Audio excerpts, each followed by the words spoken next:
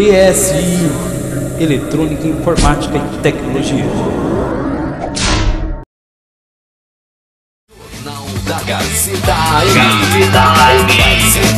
Manchetes do dia. Olá, ouvintes da Rádio Gazeta M890. Meu nome é Fernando Aires e hoje nós vamos bater um papo muito legal com o professor e engenheiro eletrônico João Manuel. O assunto de hoje é sobre pirataria de softwares e joguinhos, e você vai poder aprender também algumas dicas sobre como baixar esses programas de forma gratuita na internet. Professor João, tudo bem com você? Tudo bem, Fernando? Queria dar um abraço também para os ouvintes aí da Rádio Gazeta M.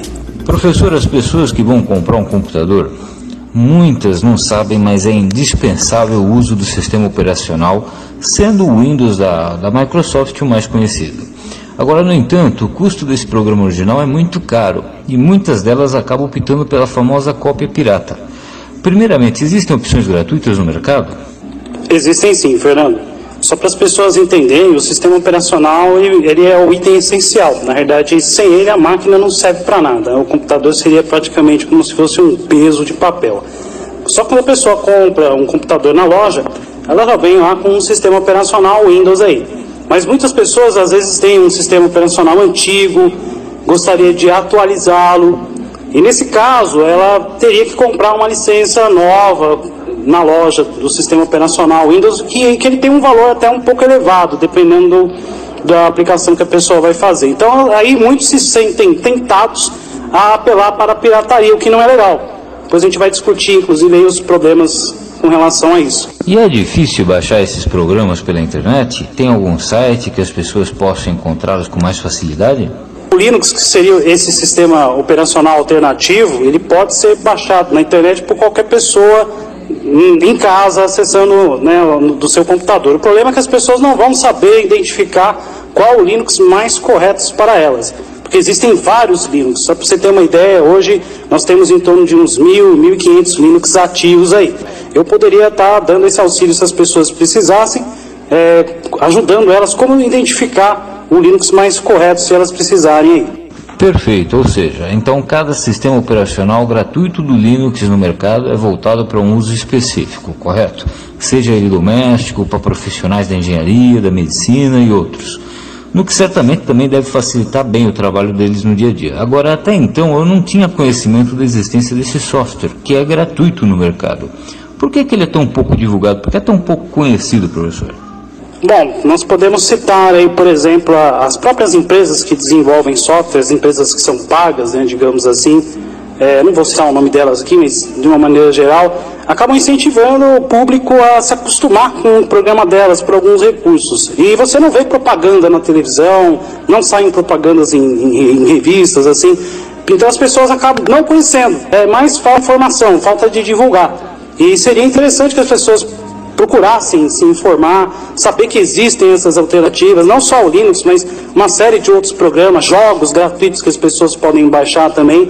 E o problema é que as pessoas têm aquilo, é de graça, é gratuito, não deve ser bom, não deve prestar. Não é bem por aí que as coisas funcionam. E você falou agora em recursos e uma coisa muito interessante. O sistema operacional Windows, ele vem com alguns programas indispensáveis como o pacote Office, por exemplo. O Linux também vem com um pacote Office compatível como esse? Oferece sim, o LibreOffice, como alguns costumam dizer, é um pacote Office inteiramente gratuito. Ele é 100% compatível com o sistema Office da Microsoft que o pessoal usa aí. Então você pode salvar um arquivo em um e gravar para o outro, eles são intercambiáveis. E para baixar, como é que a gente faz? A gente pode baixar esse pacote LibreOffice junto com o sistema operacional Linux no mesmo site ou são dois sites distintos, professor? Aí são sites diferentes. O Linux a gente tem um C, no caso do LibreOffice, a pessoa tem o site do LibreOffice, mas é fácil de achar, digitar LibreOffice e a pessoa, a primeira página oficial que aparecer no Google é a página do LibreOffice. Ela entra lá, escolhe o sistema operacional, inclusive versão do LibreOffice também para o Windows, Linux, e aí a pessoa consegue baixar e usar tranquilamente. E com relação aos jogos? Muitas pessoas acabam encontrando joguinhos mais acessíveis, porém piratas. Existem jogos gratuitos ou similares que possam ser procurados e que não coloquem a máquina em risco, professor? Então, eu vou dar só um pequeno exemplo aqui para você de uma lista rápida de alguns jogos que as pessoas podem estar baixando. Por exemplo, quem gosta muito aí de brincar aí de tiro, né, que é a moda aí do momento aí, tem alguns jogos que são similares aí ao Counter-Strike, que é super famoso aí, inclusive revolucionou a Lan House aí no Brasil e no mundo. Nós temos o Assault Cube, que é a mesma coisa. Aí você escolhe, né, o time da polícia, do bandido e fica ali, né, brincando aí. Nós temos um jogo de corrida, que é o Torps, que inclusive é um jogo bem realista. Você tem vários carros que você pode personalizar, troca motor, troca suspensão, troca câmbio, você tem as pistas, e é muito real. Ele é um jogo muito, muito real. Você consegue inclusive ter a característica de cada carro, a derrapagem de cada carro, a tração dianteira, traseira. É um jogo bem intuitivo. Ele foi eleito inclusive um dos melhores jogos de código aberto, né, open source que a gente fala, nesse sentido de simulação, né, simulador de corrida. Depois nós temos jogos para crianças, aí, o pessoal aí que tem os filhos, é interessante que as crianças tenham o uso consciente do computador, não acessar besteira, isso seja controlado até pelos pais. Nós temos o G-Complice, que é uma espécie de um parquinho, né, que tem várias brincadeiras para estimular a criança na área matemática. É um jogo bem educativo, parecido com aquele Pense Bem, aquele brinquedo que tinha aí na década de 90, que dá... Eu lembro muito bem. Tectoy, enfim, não lembro mais, mas enfim. Então o G-Complice é bem legal, a pessoa pode baixar, ele roda em sistema operacional Linux. Esse é exclusivo do Linux. Então quem tiver o sistema Linux já pode deixar a criançada brincar. É uma brincadeira sadia para o pai, para ficar tranquilo, que não tem nada de besteira ali. Agora, professor, voltando um pouquinho no sistema Linux, uma curiosidade. Programas como, por exemplo, Photoshop, um editor de som ou de vídeo, ou mesmo um programa de animação, você tem alguns programas similares para esse pacote? Tem sim, Fernando. Nós temos, por exemplo, o GIMP, ou GIMP, né, como alguns costumam pronunciar aí.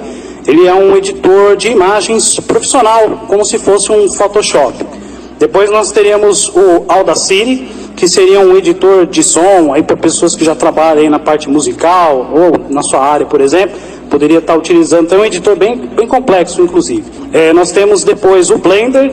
O Blender seria mais ou menos como se fosse um editor de animações gráficas, para pessoas que fazem, por exemplo, desenhos animados, ou inclusive aquelas produções que a gente vê no cinema, de desenhos 3D. O Blender foi usado lá em Hollywood para fazer alguns filmes como Homem-Aranha, algumas animações também, para você ver como ele é bem poderoso. E é um programa que tem, inclusive, todo ano uma disputa, né, digamos assim, de vários artistas independentes que criam as suas produções no Blender, e eles fazem anualmente ali um campeonato, uma espécie de uma competição, e quem ganhar tem o direito de colocar a obra dele no próximo programa do Blender. Isso é bem legal. Então, mas aí você vê, tá, um programa bem legal, um software muito bacana para você usar no dia a dia, no trabalho, e tem sempre aquela pessoa que vai dizer que usa o sistema operacional pirata, e também usa programas e jogos comprados em barracas de camelô, nesses shoppings que tem aqui no centro de São Paulo e em outras cidades, e que nunca teve qualquer problema no seu computador por conta disso.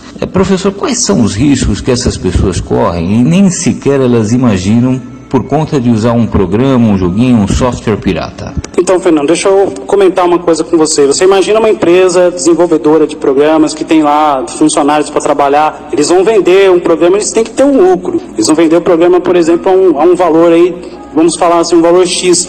Como que eu posso vender esse programa, por exemplo, no mercado, né, paralelo, por um preço 10 vezes a menos? É óbvio que tem alguma coisa ali por trás. Na verdade, os programas piratas, eles já trazem ali alguns programas espiões que têm o objetivo de roubar informações, roubar dados das pessoas. E as pessoas, às vezes, não sabem disso. Então, vão lá fazer compra com cartão de crédito e alguma coisa, e isso já facilita com que o meliante possa roubar os dados das pessoas. Então, na prática, a pirataria ela não é saudável para ninguém, nem para quem usa e principalmente para a sociedade, porque acaba financiando aí outros mercados, né, mais problemáticos, mercados mais sérios aí. Perfeito. Professor, existe algum site onde as pessoas possam buscar mais informações a respeito, ou mesmo um contato com você, para quem quiser tirar alguma dúvida? Eu vou deixar o meu site porque é bem específico e as pessoas têm mais acesso, conseguem tirar a dúvida diretamente comigo. Eu sempre sou aberto ao público nesse sentido. Meu endereço é www.esijmjg.com.br. Para finalizar, professor, o pessoal que acessar agora essa página para poder ter alguma informação adicional, pesquisar a respeito desses sites e programas gratuitos, a gente pode deixar um agrado para eles, professor, com uma listagem desses pequenos endereços, desses sites, desses programas? Sim, tem sim. Inclusive eu vou fazer agora uma página especial, né, para os ouvintes da Gazeta, deixando lá disponibilizado para que as pessoas que escutarem aqui a entrevista possam acessar hoje mesmo, e já tem lá uma lista bacana para as pessoas poderem jogar e conhecer melhor essas soluções alternativas, fugir, pessoal, do mundo da pirataria, que é prejudicial para todos, tá? Perfeito. A gente vai ficando por aqui. Professor, obrigado pela entrevista, pela gentileza, foi um prazer. E é com vocês aí do estúdio. Jornal da Gazeta AM. 690.